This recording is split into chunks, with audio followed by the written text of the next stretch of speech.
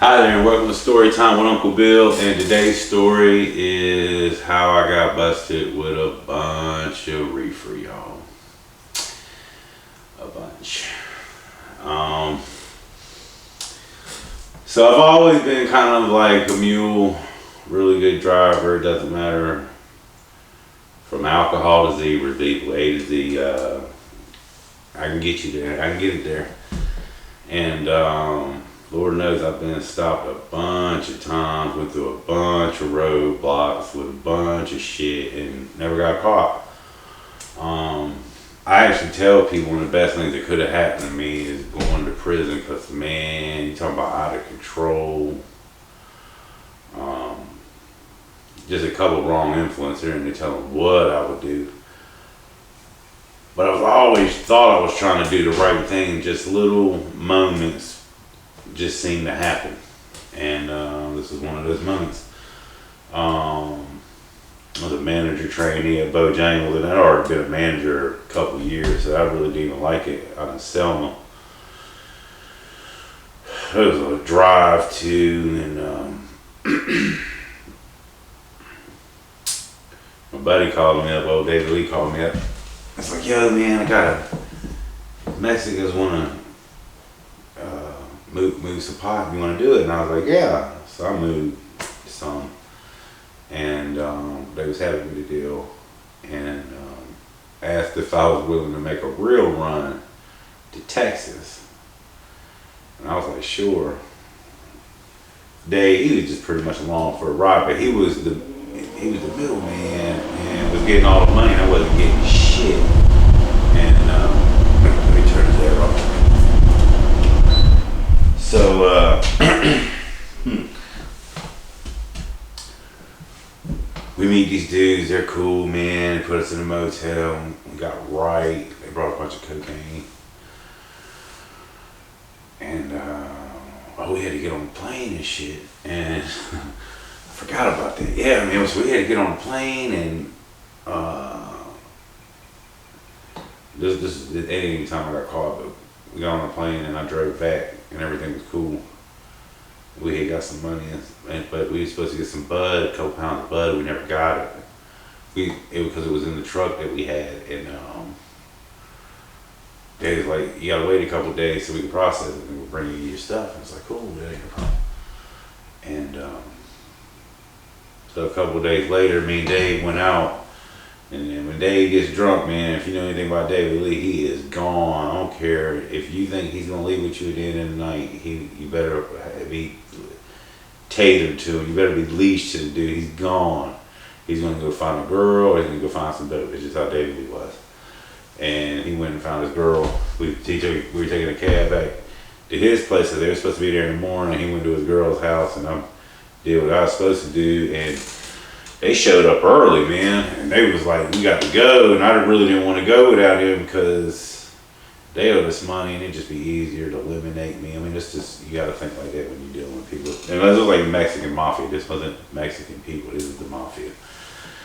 And but it was cool, man, and they paid good, and they had good party favors, and they were cool people, and they looked out big time, and they was like, yo, Migo, you got to go. And I was like, all right, come on. And we had probably gone about 30 or 40 miles, and I don't even know where we're going. We were going to Charlotte, and from Greenville. And Dave called or texted or something him, and they was like, we can't turn around. You can meet us at Charlotte. I don't ever know what that part of Dave's story was. He never showed up. And I took the same truck that I had drove back and drove it all the way to Texas. And I got to South Carolina. I had probably only been driving like an hour or two. And I had to call my girlfriend. This was probably the first or the second time I had that real gut sick. Oh, I'm going to get busted. They ain't even know ifs and but I don't know where or when or how or nothing. But I'm going to get busted. I'm going down for this shit. And I told my girlfriend that, and she was like, well, just turn around, don't worry about it, blah, blah, blah. And I was like, no, I'm supposed to have it for a reason. Same dumbass logic. and I drove to Texas and bought like this crucifix in Victoria, Texas, which is kind of ironic later. And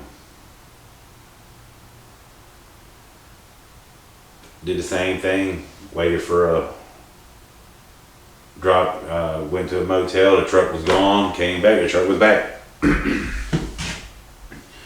I never saw anything, no.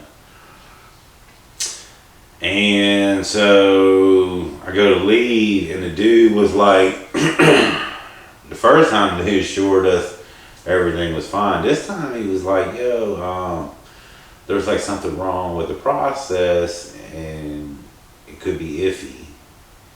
And I was like, damn, dog, that don't sound like any kind of way to start out a mission. Damn. And, but I was like, the hell with it. And I took off. And this is down in McAllen, Texas, way at the bottom, down by the border, on the Texas side. And when you coming out at the bottom of Texas like that, there's two main roads. It's called Phosphorus and Cerrito. I'm on the Cerrito one. And when you're going through there's a federal checkpoint. You got the border, and then there's a federal checkpoint. I don't remember how far it is, but I mean, there's signs. It's telling you K-9 on duty, federal agents on hand, be prepared to stop. And it's like a carport, big one. And we had went through it the first time, no problem. David, we had bought this little pit bull, and it wasn't necessary because we didn't even have no dog there, but let us through. He ended up selling the pit bull. We got the dog for like $50, sold it for like $1,200 to the Mexicans. It was awesome. They loved that dog too. Little thing. And but that was his kind of like sneak plan. But I was driving, and like Bugs Bunny's my favorite cartoon character, and I took the wrong turn at Albuquerque, and I thought I did, and I wasn't sure. And it's kind of like, you're supposed to turn right, but it could be, you could have passed it 1 second ago. It could be 5 minutes up the road, and you're just going to take the 5 minutes and just turn around. I took the 5 minutes, and I was wrong. And so I turned around, and then here we go. So I got on track, and it was probably 5-10 minutes changeover. And so I see it coming up, man, and I can see up ahead, and I ain't got no good eyesight. I can see up ahead. I don't see no dog. And I was like, hell yeah! And there's 4 cars now. So and he asks, where you going? How you doing? You got your driver's license? And then they walk around your vehicle. They're checking and stuff. Not really too hard, just a quick check. And 4 cars, 3 cars, 2 cars, and this van pulls up. And there's all kind of cars pulling up behind me and stuff. And just came up. And man, so it's 1 car, and I was like, damn, I hope this dude's got to go use the bathroom. Anything other than come out and get in front of me. And now it's my turn, so I pull up in front of the dude. He's like, hey, how you doing? I was like, good. He said, what you doing? I think he told him I was going to the Astros game or something that I knew that was happening. And he's like, oh, okay, yeah, let me just check right quick. And he checked around the truck. The truck was a Chevy Silverado. Nothing conspicuous, about just regular ass truck. And he got all the way around, and he was like, okay, sir, you have a good day. And I put it in drive, and had my foot on the brake, and the dude and the dog is, dead in front of me. But casually walking now. And the dude's got this ball, and the dog barked. And then the dog really started barking. Rah, rah, rah, rah, rah, rah. Fucking doing flips. It had all these nipples, man. And then the guns came out. And freeze, put that thing in drive. Put it in drive, threw my hands out the window. Don't shoot, I got no guns. I'm not gonna be no problem. And folks, that's how you should be, man. If the cops tell you to freeze, turn it into a statue. Don't run from them. They're just regular people. They get scared, they get freaked out, they shoot you. just freeze. Most of the time, it's only gonna take a couple minutes. It's just an inconvenience. Don't run. Don't run. Unless you're 100% sure you get away. Don't run. But so told me to pull up to the carport. My dude, I'm moving slow, man, and I did not want to get shot. But then something else occurred to me too. What if this is not weed? Because if it's anything other than weed, I'm fried. They're gonna give you forever. And they get me out of the vehicle and they take me into this little holding area and they shackle me to a bench. Set me next to this dude, looked like Charles Manson, man. He was cool as hell. Had a stab wound in the middle of his stomach and it kind of like poked out above his belly button too. I took a picture of him and sold it to one of the Mexicans for $500. I wish he kind of kept the picture though.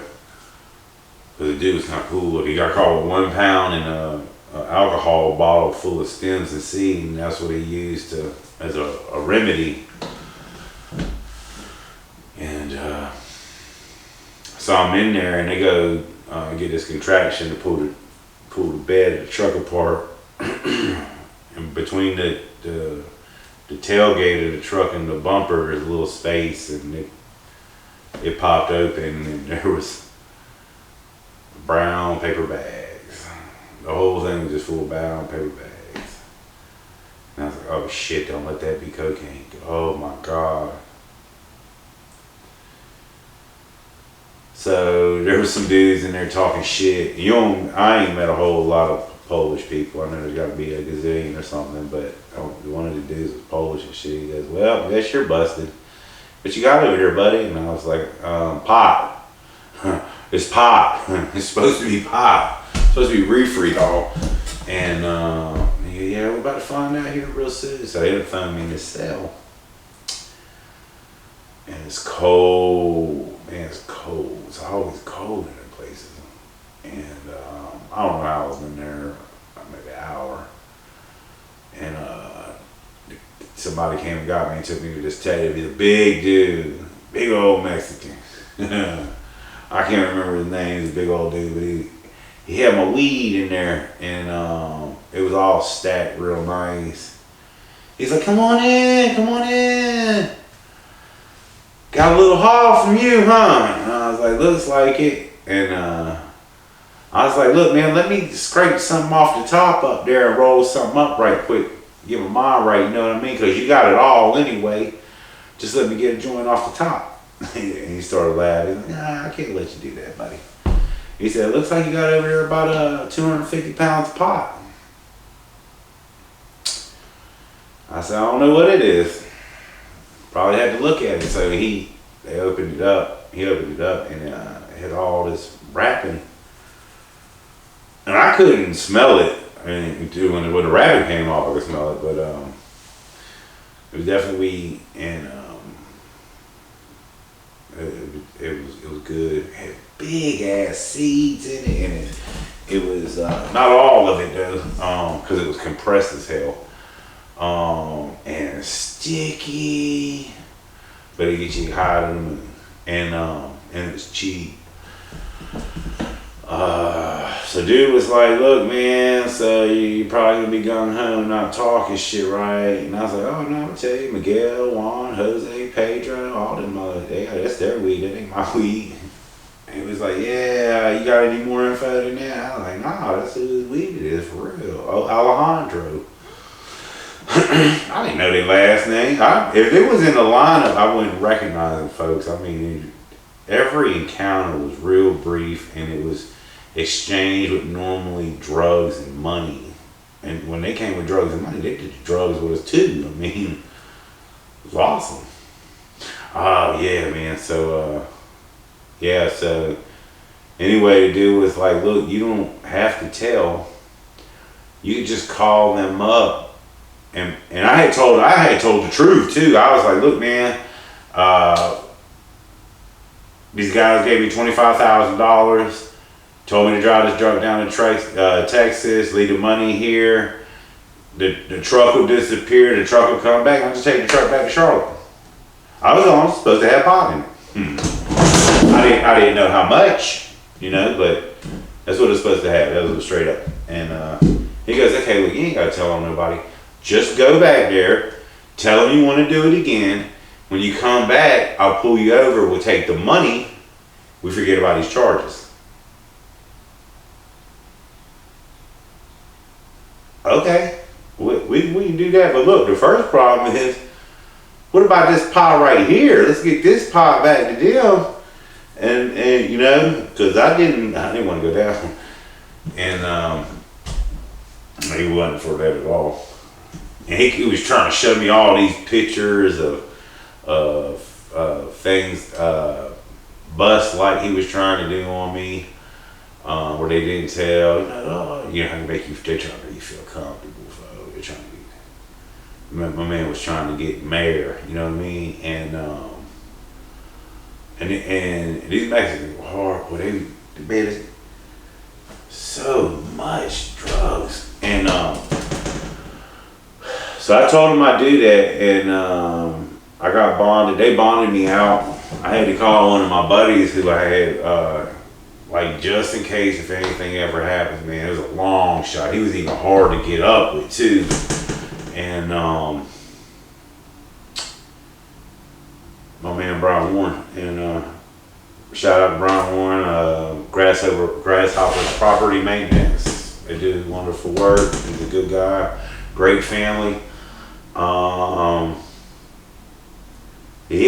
gave him the number to the mafia, and he called him up, and they bailed me out. Gave me extra money too. We got a motel, and the woman at the motel hooked me up with an ounce of weed for like $40. Cheap, it's good.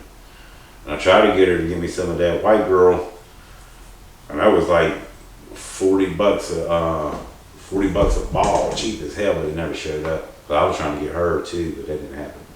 None of that happened. And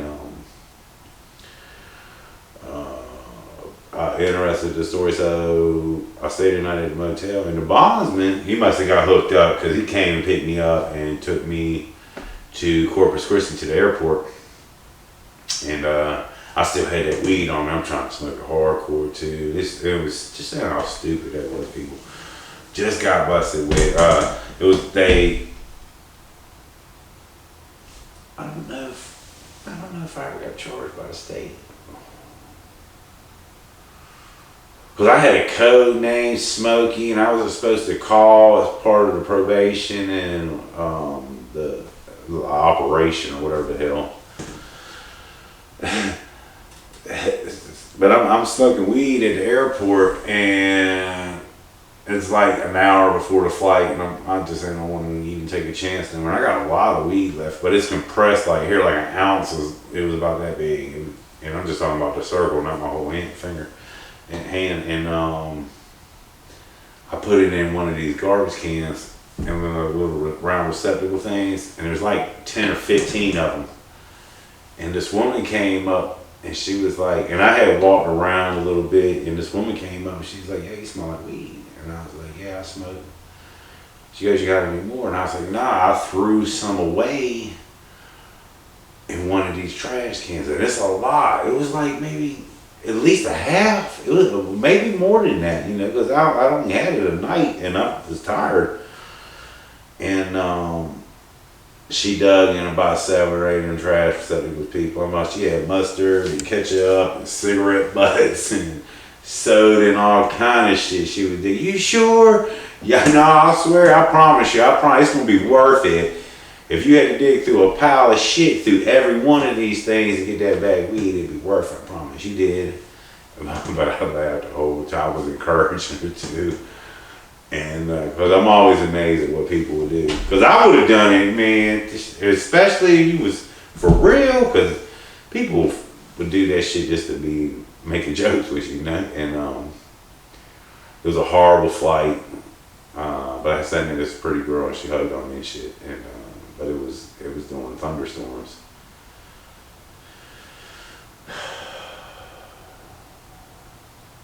man, I hate to die. Now, man. I mean, is there ever a right time to die though, you know what I mean? And but I made it home. They let me go back home. And I went to Charlotte and they met me. The big dude too. Bought the picture from me, gave me a couple $1,000, and he's like, "Look, homie, you don't tell on us, we'll take care of you," and blah blah blah. They didn't. I mean, that's cool though. It's part of the game. And I called in a few times, and like, yeah, man, it's probably supposed to be next week. And they actually was gonna let me make another run, and I called it off because I couldn't do it. If I was gonna do that, I was gonna keep that money. I wouldn't get that money that damn. Nah. You gonna get screwed. You gonna get screwed by me. I ain't gonna let that. You can go around your back and screw you. And he called me back. He called me one day and he was like, "Look, I know what you're doing, man." And shit went to the feds. Well, what does that mean? He said, "Don't worry, you'll be dealing with the federal government. They'll get in touch with you." And I was nervous because it sounded worse. And I was like, "All right, you sure ain't a number or nothing?" Do it. He's like, "Look, you don't have to do nothing around here no more. It's just with the feds," and kind of like basically hung up. And I was like, "Oh shit." All right. Well, I was still running from some charges, and I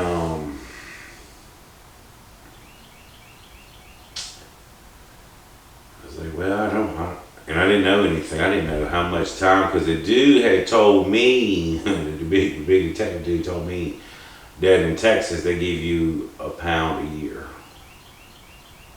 If you had £1, you get a year. And I got officially busted with 106 keys a pop, 233 pounds or some shit.